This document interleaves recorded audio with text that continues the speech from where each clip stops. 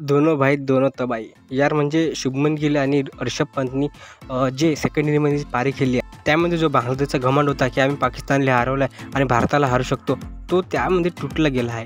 कारण की जी इनिंग खेळली आहे आपल्या शुभमन गिल आणि ऋषभ पंतनी, ती बांगलादेश भरू शकत नाही. दोनोंची सेंचुरी मारली आहे शुभमन गिलनी आणि ऋषभ पंतनी, आणि त्यावेळेस भारत पण आता मॅचमध्ये 90% काही विन चान्सेस आहे.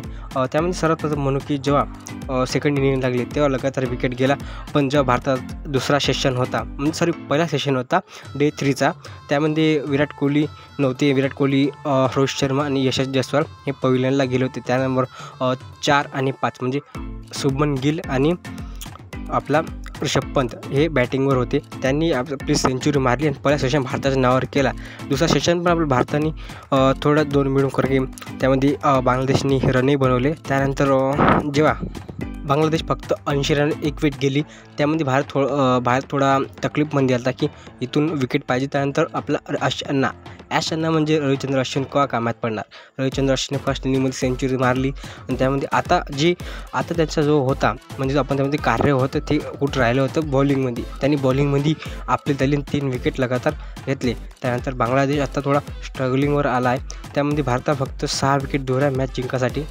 ती जिंकल्यावर भारत आपल्या एक मिशनमध्ये 1 टेस्ट जिंकणार आणि त्या वर्ल्ड टेस्ट चॅम्पियनसाठी अजून 100% म्हणजे जे पॉईंट्स टेबलमध्ये आपली जागा निश्चित करणार.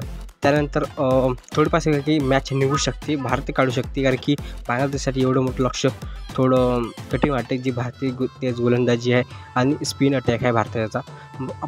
आपण असं म्हणू की भारताची जी बॉलिंग युनिट आहे ते खूप चांगली आहे, आणि त्यामध्ये जो भारतीय बॅट्समनचा फलंदाज आहे, तो भारतीय बॅट्समन फलंदाज आहे, ते पण आपले कार्य चांगले करत आहे. त्यात असं वाटते की भारत ही जी आज टेस्ट सिरीज आहे, फर्स्ट टेस्ट सिरीज, ते पण जिंकू शकते आणि उद्या आपल्याला मॅच खतम होऊ शकते. 6 विकेट दूर आहे फक्त भारत, जास्त काही मोठं असला नाही आहे. त्यामध्ये मला असं वाटतं की फर्स्ट सीझनमध्ये बांगलादेशची पुरी टीम सिमटू शकते, कारण की ज्या प्रकारे भारत येणार आहे आणि पहिली इनिंगमध्येच जसं बुमराह आणि मोहम्मद सिराज, आकाशदीप हे 3 गोलंदाज त्यांना थोडं कठीण करेन. कारण की जी आपण म्हणतो डे 4 रन, आणि त्याच थोडं गरमी आहे. तुम्हाला माहिती गरमीमध्ये बॉल हे होतं. त्यानंतर बॅट्समॅन पण थोडी, आणि त्यानंतर स्पिन अटॅक करून भारत मॅच जिंकू शकते. तर भेटू पुढच्या व्हिडिओ. धन्यवाद.